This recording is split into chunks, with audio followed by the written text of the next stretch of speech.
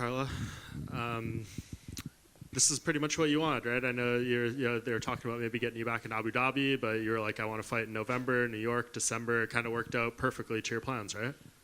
Yes, I couldn't be happier with the way things worked out. I had a good amount of time to recover after the fight and kind of work on some skills, and I feel great. I mean, fighting at Madison Square Garden. Yeah, and like such a big card like this. You've been on big events before, but do you feel a different kind of energy being on a card like this, a venue like this?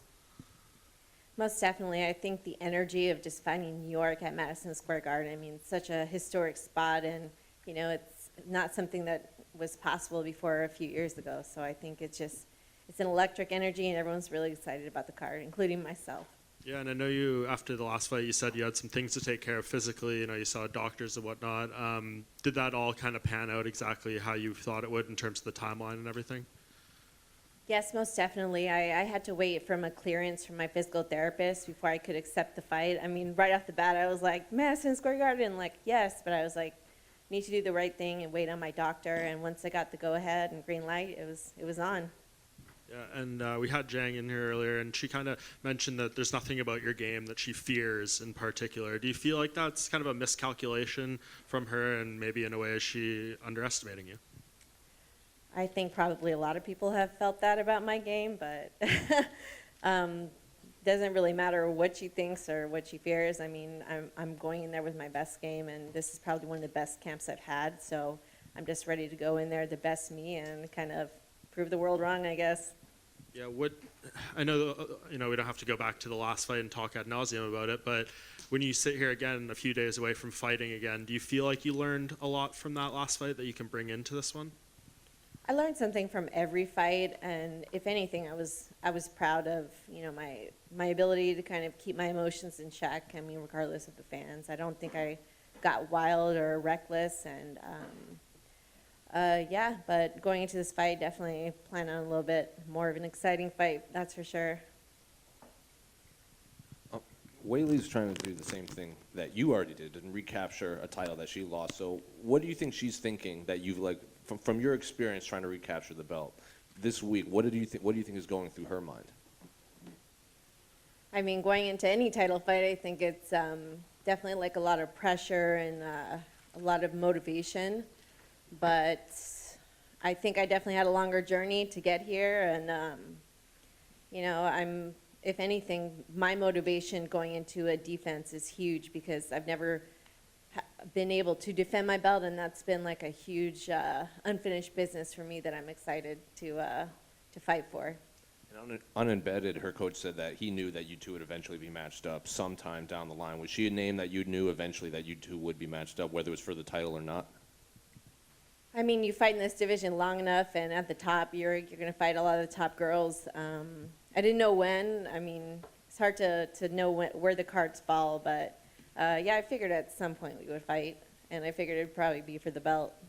And obviously she's had success throughout her UFC career except against Rose. So what has Rose done differently besides that head kick that she also replicated over 5 rounds in the next fight? What has she done right that the others just couldn't put together?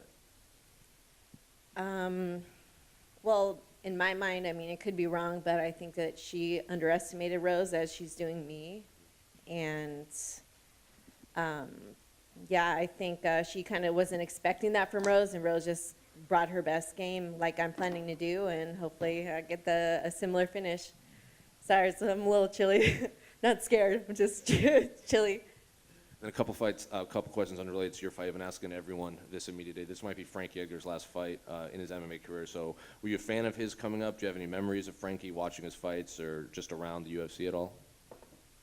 Frankie's one of my favorite fighters of all time, probably my favorite. It's been great watching him fight and kind of move through the weight classes too. I mean, I've always found inspiration from him because he was kind of like the little guy going into the fights, and I feel like that's kind of been me, and he has the same wrestling and striking, so it's kind of been a great person to kind of just almost like a hero in the sport to watch over the years. And finally, do you have any thoughts on the main event after your fight between Izzy and Alex? I think it's just an exciting matchup, right? I mean, he's coming whenever somebody beats you, you have to have like a different mindset going into that fight. I wonder if there's any fear going into it. It's definitely like an exciting matchup because Izzy is obviously like a stand-up fighter too. So definitely expecting a war, that's for sure. Carla, just down here. Obviously, you were the first strawweight champion back in 2014. When you think back to that time and how you felt, how does that compare to now? I think I was definitely a lot younger in the sport, and I think everything I've done to kind of build myself up, and I'm a lot more of a veteran now, so it's definitely a different feeling just kind of going into fight week and going into the fight. And as a fighter, how do you see yourself developed since then? I feel that I've definitely gotten a lot stronger. I put a lot of size on working with the EFCPI. I've changed my mindset. I worked really hard on that. I've even been reading during this week and going through a lot of changes, like thinking more positively and having more belief in myself. I've worked on a lot of skills, going back to being a beginner in classes and relearning things and just constantly trying to evolve. Carla, over here. Wait, Carla, over here. when you look at Weili as a challenger, is there anything that stands out to you about her? Anything that you think you need to be aware of? I think overall she kind of has a relatively, I wouldn't say like basic, but like there's nothing super like unique. Just the style's she's very powerful and very strong. So everything she does, it's definitely coming at you hard, but there's no like funky like leg locks or, I would say probably her spinning back fist that she got a knockout last time is a pretty good one. But overall, I feel confident going into the fight that I'm not going to see anything like too crazy out of the box. And just last one, sorry. You said this was kind of like unfinished business, not being able to successfully defend your title last time. So how much will it mean to you to be able to do that this time in MSG? I mean, if you're going to defend a title, you can't do it in a better place than MSG. So I'm super excited to feel the electricity of the crowd and the energy. Carla, over here.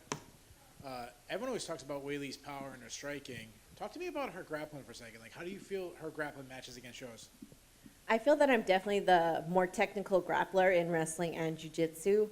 I've seen her, go for takedowns, and she's very, like, strong. I feel that she's strong enough to where even if she, like, grabs on something, even if it's not her hands aren't in the right place, her head's not in the right place, she powers through things because she is so strong.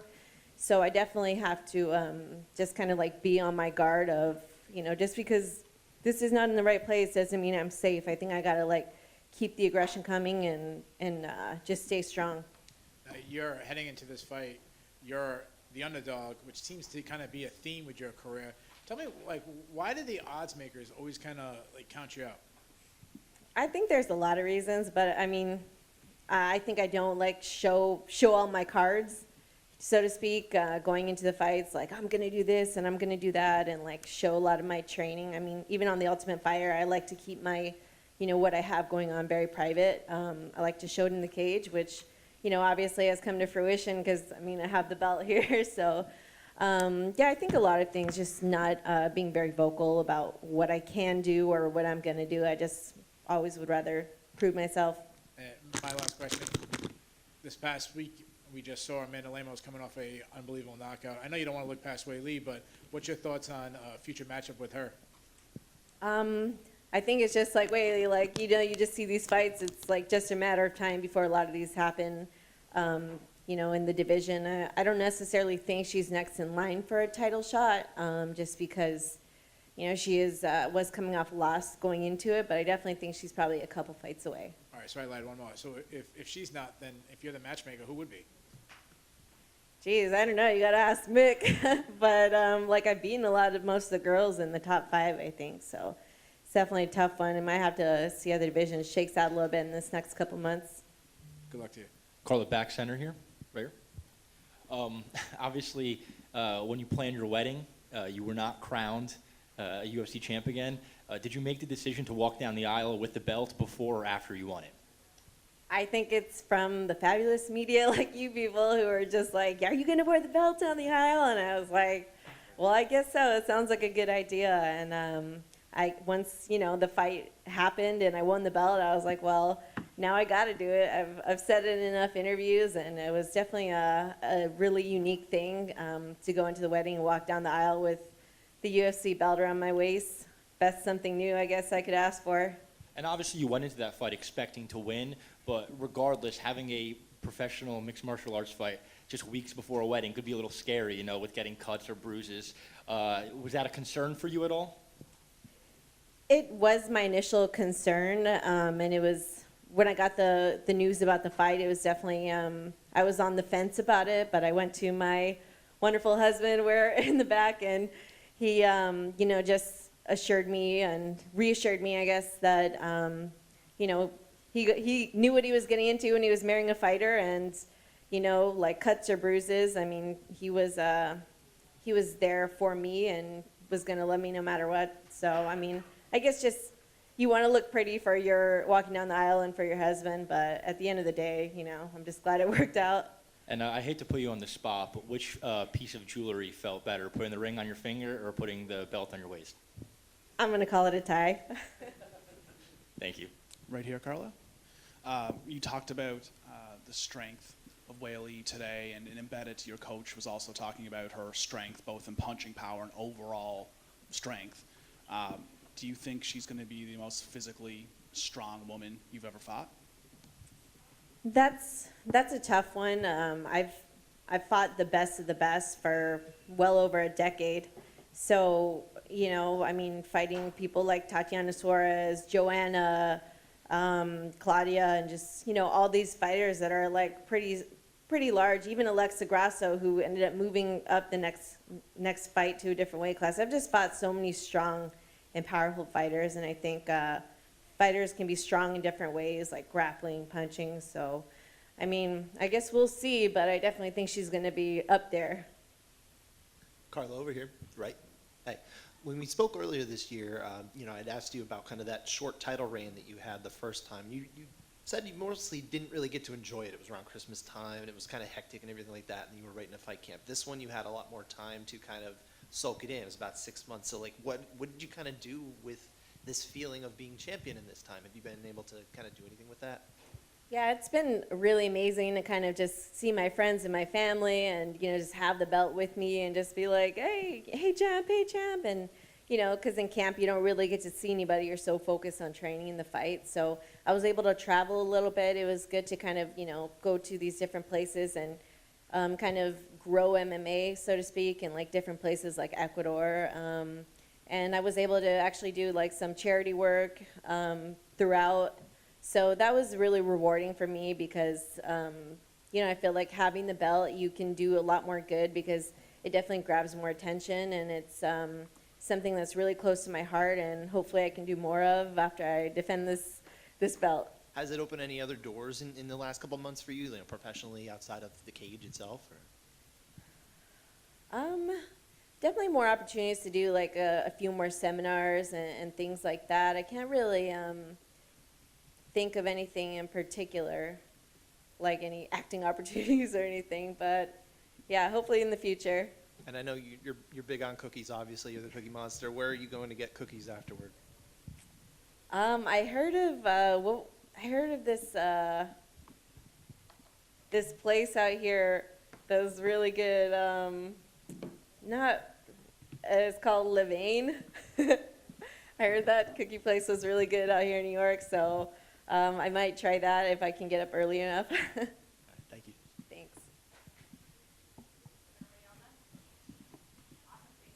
Thanks, guys.